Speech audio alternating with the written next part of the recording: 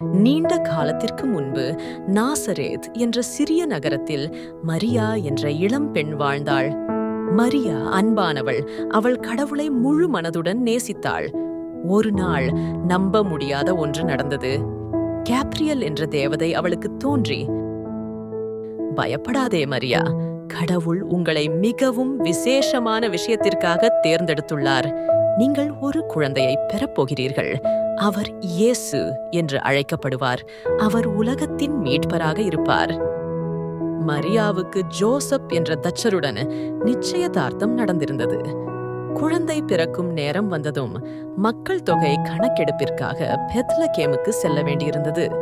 அது ஒரு நீண்ட பயணம். ஆனால் அவர்கள் வந்ததும் ஊரில் கூட்டம் அலைமோதி இருந்தது. ஒவ்வொரு விடுதியும் நிறைந்திருந்தது. இறுதியாக ஒரு அன்பான விடுதி காப்பாளர் அவர்களுக்கு ஒரு தொழுவத்தை, விலங்குகள் வைத்திருக்கும் இடத்தை வழங்கினார். அந்த இடம் ஆடம்பரமாக இல்லை என்றாலும் பாதுகாப்பாக இருந்தது.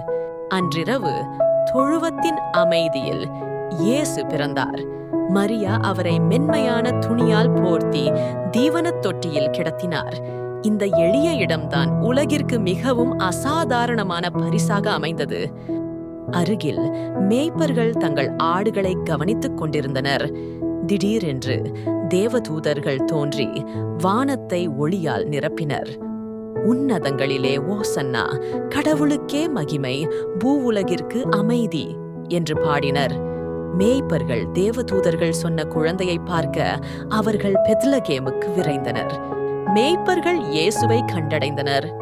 தேவதூதர்கள் சொன்னது போலவே அவர்கள் சந்தித்த அனைவருக்கும் நற்செய்திகளை பகிர்ந்து கொண்டனர்.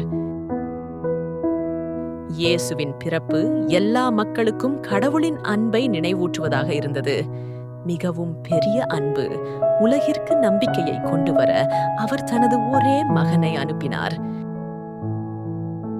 அப்படித்தான் பெத்லகேமில் ஒரு அமைதியான இரவில் உலகின் மிக சிறந்த அன்பின் கதை தொடங்கியது.